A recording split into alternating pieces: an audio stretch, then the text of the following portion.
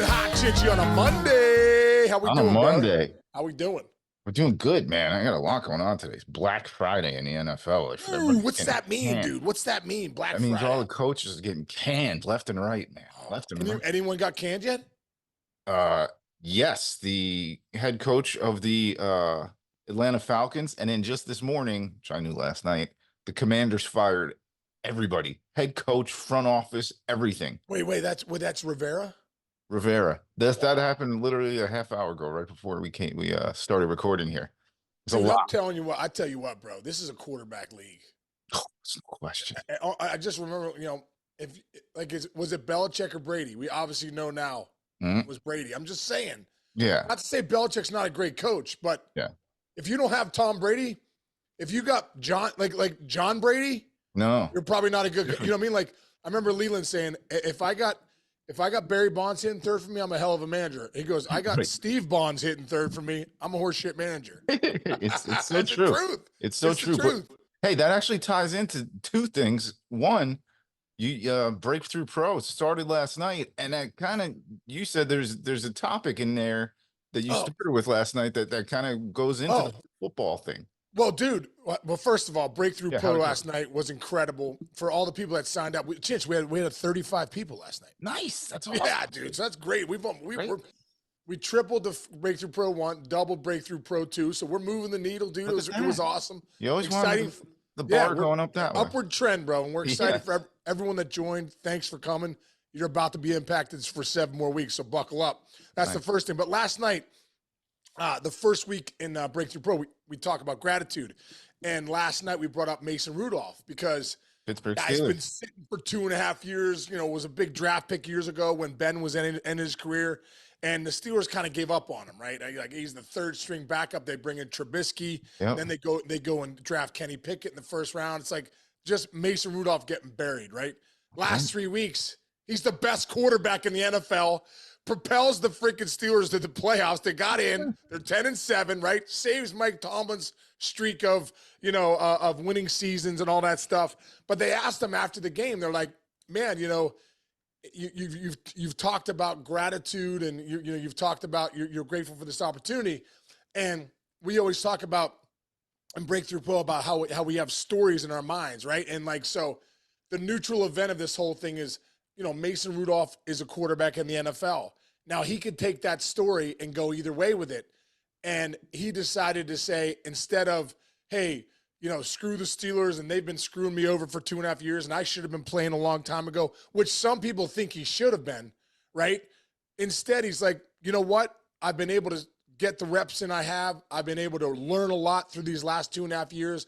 I've been able to, I'm just very grateful for this opportunity to show that I'm a great NFL quarterback.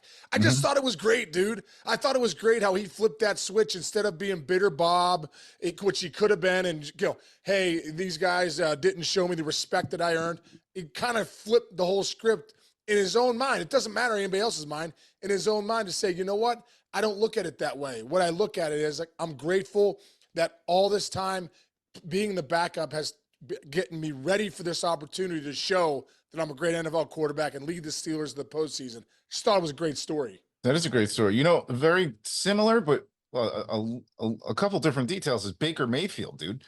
Baker Mayfield was, he's going to come in and he's going to be the next this or the next that. And he's had some severe ups and downs in his career. Hey, I heard his post-game press conference yesterday, extremely similar. Like, you've had a lot of ups and downs, whatever. And he's like, just keep the process going. Keep the process going. Keep being me. Stay positive. Say my prayers and bust my ass. And now Baker Mayfield's got the Bucks in the playoffs too.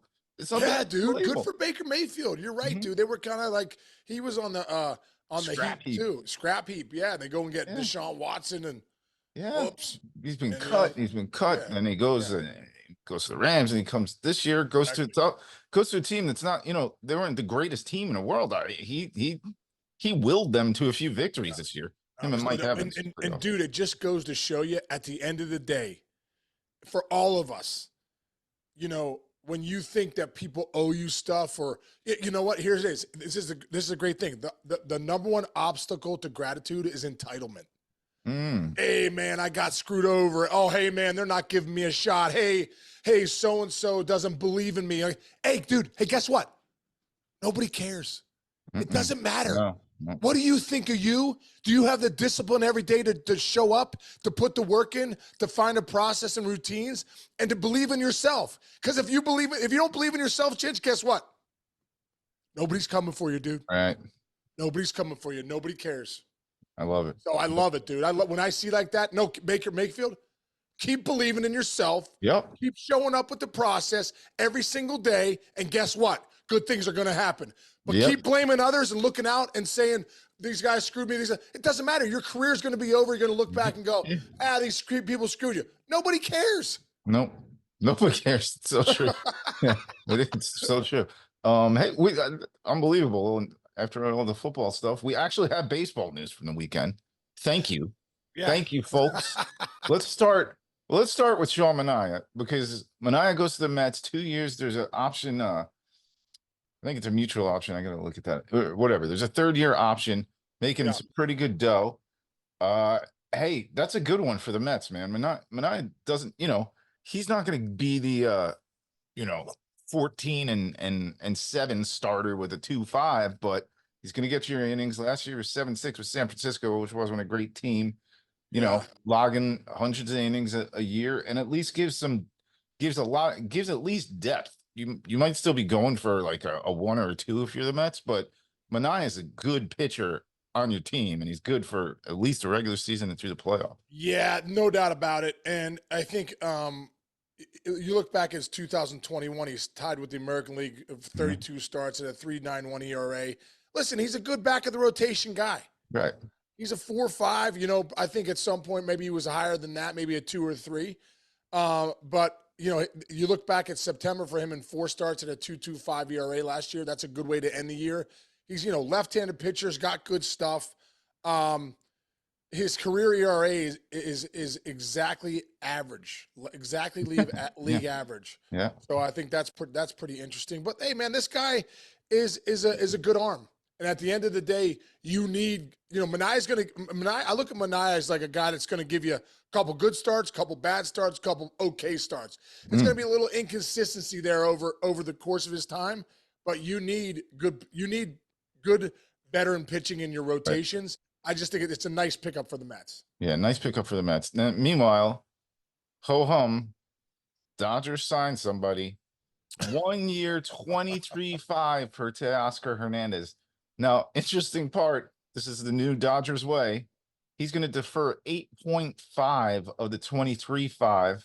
It'll be paid between the years 2030 and 2039. The Sean Casey model, which he wished he had when he played. Oh, dude, why did I not defer money? I'm grinding right now in the mayor's office trying to make some cash. Why didn't I defer some money? I hear that. What's your take on him?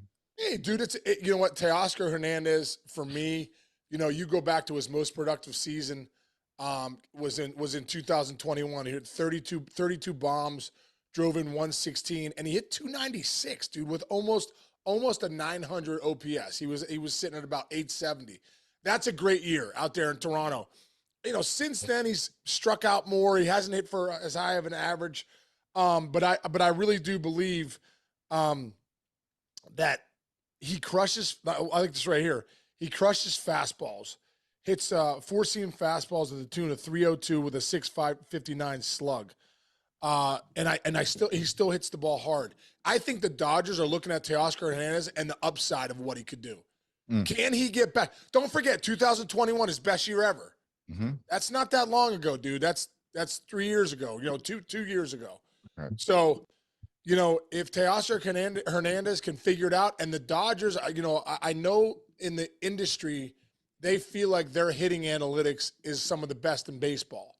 So they think they could bring a guy over there, make a tweak here or there, or something with his approach, and get the talent to another level. So Teoscar Hernandez, big power, can drive in a lot of runs. It's another nice get for the Dodgers. Nice. Let me give you the Dodgers. This is kind of in my own head here. Dodgers projected 2024 lineup. Ready? Right. Betts, Ohtani, Freeman, Will Smith, Muncy, Hernandez, James Outman, Then I think you got Margot and Hayward kind of platoonish type thing. Gavin Lux at shortstop, but also don't forget Chris Taylor is now back to like full on utility guy, and Chris Taylor is about as good a utility guy as ever. Like, what's Right. your take on the depth of that lineup? And are there still any holes in it in your mind? Yeah, I think there's holes in that lineup. You Mm, know, but I think the depth's pretty good though. I mean, those guys are all. The one thing you love about that lineup, dude, is a lot of veteran names. yep. So, you know, you play the Dodgers, you're in for tough at bats.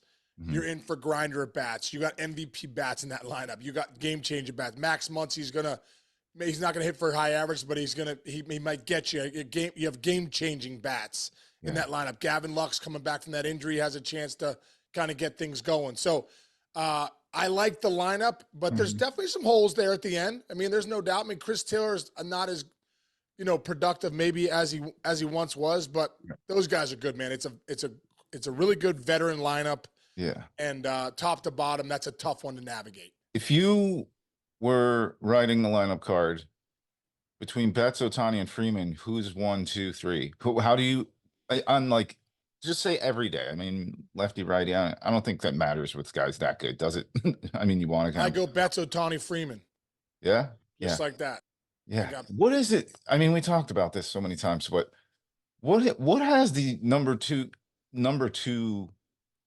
bat? Is that do yeah. you is that now the best bat, your best hitter over the number three spot? Like Well, you used to when you here's played? listen, for me being in the back in the dugout with the Yankees Yeah. last year and having Judge be such a bat that we needed. You know what I mean? He was such a bat that we got if we can get Judgy 5 at bats, we need that to happen. Mm, And Chinch, for whatever reason, it does happen. When you come up in the ninth, you look up at that lineup and you're like, can we roll this thing over? Where are we at the bottom of the order that fourth time around? yeah. Is it going to roll over again where we can get those top few guys and a bat? Mm, Dude, it does come up a lot. Like yeah. that number 2 hitter, 1 and 2 hitter, they could be the third out in the ninth or second out in the ninth where you're coming up with guys on base. And like And then Judgy came Judge. up so many times. So like I think my opinions changed now seeing it firsthand, feeling it as a coach going, oh, we got to get Judge. We got to get Judge up. We got to get him up. Bat him lead off. Yeah. You don't necessarily want him in the leadoff hole because obviously that's a different animal. Uh-huh. But the reason that you want your best hitter in the 2 hole is because you want to give him another opportunity if it's there. Sometimes in the 3 hole, it's one more guy that has to get out or get on to get that guy up. So I think that's the Yeah. big reason about it. Yeah, so that's interesting that you kind of, I'm starting to feel the same way. I Yeah. used to love I mean, when I was playing not in any level near where you played, I love being like I love being like the two hitter could control the bat and get the guys Yeah. over and get a big Yeah. hit when you wanted to and still hit for average and all that stuff. But now it's like you said, like I watching Yankee games too last year, it's like even like seventh inning on, I'm like, wait, all right, they got to get at least one guy on next in the eighth, so Judge can come up in the ninth in a one-run game. Like, do you Dude, think you that start you you start start thinking that doing the all math. Yeah. game long That's so as true, a dude. coach? You start doing the math like, okay, you could be doing it in the 7th. Mm, Okay, we need at least a guy to get on this inning or 2 guys to get on because if we get 2 guys on, we got Judgy coming up in the ninth. You know what I mean? Like yeah. you're thinking that way, and that's why I think when you go back to the Reds when Votto started hitting 2, like why is Votto hitting 2? Well, Votto's hitting 2 because the lineup's not that deep, and you want him to come up as many times as possible. So I think if you're the Dodgers, you want to see Ohtani. Yeah. I mean, what a what a spools of riches or whatever that phrase is. That Yes. You're right. you Something know what of- I'm saying. You know, you can't remember I it know what either. you're Dang talking. it, dang it. Well, you got Betts, Ohtani, Freeman. You literally could mix and match those guys. They're all Yeah, the 3 of the best hitters in baseball. So that's crazy. maybe Freeman hits 2 sometimes. Maybe Betts. Maybe Ohtani leads off sometimes. Who knows? Yeah. So, but it's gonna be awesome. Yeah, it's going to be awesome. Hey, I have one more coaching question. How fast does that like? Are you sitting there like the whole game, like, and all of a sudden it's like the 6th inning, you're like, oh my God, all right, my motor's running. Like, we got to make sure, wait, this guy could be pitching this guy. How much faster is it in the dugout the decision-making process than it is me and everybody listening, sitting and watching a game. Dude, stuff's happening so fast. And I must say, and it was a great thing, obviously being back in the dugout with the pitch clock. I feel like the games are quicker. So like you might look up and it's 1, 2, 3. You're like 1, 2, 3. Yeah. You know, maybe a couple guys swung at the first pitch and a punch out. Bam, the inning's over. So like your wheels as a manager, your wheels as a bench coach, a hitting coach, whatever, your wheels are turning quicker. And one thing you realize too, guys that are on the bench, they're warming up in that batting cage, you know, earlier than you know than you might think, because these innings sometimes are ripping. So yeah, dude, it's happening fast down there, dude. You don't realize it, and the game is so fast. Wow. And that's one thing I always remember when I first started off at MLB Network. I said to myself, don't forget how hard the game is and how fast the game is and how good of athletes and how skilled these players are. Well, guess what? You do forget. But when you get back in that dugout and you see these guys day in and day out and you see what they do and you go, wow, are these guys athletic? Wow, are these guys talented? Wow, are these guys fast? Wow, all over the place, on the bump, in the box, defensively Chinch. Are you kidding me, dude? Guys would hit rockets and it would be tracked down and you're like, that's incredible. How did they catch that ball? I mean, these outfielders are so athletic too. So that was one thing, man. You're right. When getting back in that dugout, dude, when you're top step and you're first hand and you're in it, you see like, wow. You see why these guys get paid so much, and you see why, if you go back and look, I saw something the other day. I think I texted this to you. Stadiums hold like 40,000 people or something. Yeah. If you put in the last 147 years, the number of guys that have played Major League Baseball, it's like 23,000 guys. It would barely fill half the stadium in the last 147 years, saying that, hey, man, when you're watching greatness out there with these guys, and when you could do it firsthand in that dugout, it's pretty cool. That's awesome. And you know what? I'll spin into the other side because we don't talk about this as much, but I've been seeing it this year, especially in football. But dude, umpires and referees, oh boy, we can kill them all we want. Now there are bad ones, you know. No. I know what you're gonna go ahead. But what I'm saying is, to the human eye, as fat, especially nowadays, everybody's faster, everybody's bigger, but the speed of sports is at a level right now that it's never even come close to. And you see these, like, there'll be like a hit in the NFL or a guy diving for a first down, whatever. And you go to the replay, and the cool thing what they have in football, what they do the great in football is they have those retired refs, and they're like, you guys, you don't understand how, like, you tell me you could figure that out in that 1.5 seconds where boom, boom, ball out of the hand, guy catches it or drops it or whatever. That's why replay is good in every sport, I think. Right. How fast these guys are. And it's not just the little guys anymore. It's not like Lenny Dykstra running around. Like, guys your size are running like 4.40s. Like, it's a freakish world of sport. Yeah, and sometimes you're seeing these refs get like just crushed. They can't get out of the way. The guys shuffle, bam, he's down. Like, you're not getting out of it. These guys are monsters and they're rolling. Chinch, it's such a great point, dude. And I'm going to go to the Major League Baseball umpires because, you know, that's what I know. You get frustrated as a fan. You get frustrated as a coach sometimes. You're like, oh, he missed that, especially as a hitting coach. You know, I found myself yelling more. I was like, I got to get a hold of myself. All I'm doing is yell at these umpires when I first got there. Seriously. Yeah, really. Because you feel for the players. But dude, these guys, if you go look at it, and then you're yelling from the dugout, then you go look at the film, you're like, oh my God, he got it right. Right. That's actually a strike. I mean, how does he see that? The ball's moving so fast. It's moving in different directions. Yeah. These guys are 97%, whatever, 96% right now. Some of them are, you know, probably should be retired, and that's a whole nother issue. But most of these guys, dude, they are really, really incredible at their craft. And when you go to the replay, sometimes the replay can't judge it because with the camera you can't even see it. This guy's seeing it with his human eye. That's how incredible the human brain is, that it can this quickly make decisions like these guys make. So kudos to those guys. We're always our brains are set on a negative bias. We're always going to look at what these guys, the 1 or 2 calls they miss, not the 98% of the calls they get right. That's great. Yeah. All right. Well, this is good. Wait, I'm gonna get running soon because we're waiting on Bill Belichick. Mike, Go. but Wow, that'll be big, dude. Are you serious? You got the big as anything. He's gonna come back. There's no question he's gonna come back. He's gonna get the all-time wins record. but he's not gonna be with the Patriots, right? Heck no. No, he's The gone. team, watch. This is my one. Chargers. Everybody loves the Chargers. Internally, there are rumblings like within the league, the Commanders' job, the Washington job will be better. They have they have one of the first picks in a draft. I think it's number 2, where they can get a quarterback if they really want to. One of the big guys. There's 2 or 3 guys. Right. And they're gonna have like 70 million in cap space that no other team has. Wow. So it's almost like in college now, the NIL stuff where guys can just pay their way to building a team. St. John's doing that in college basketball right now. There's all of a sudden they're pretty good. They were nothing for years because these kids are making like $1 million.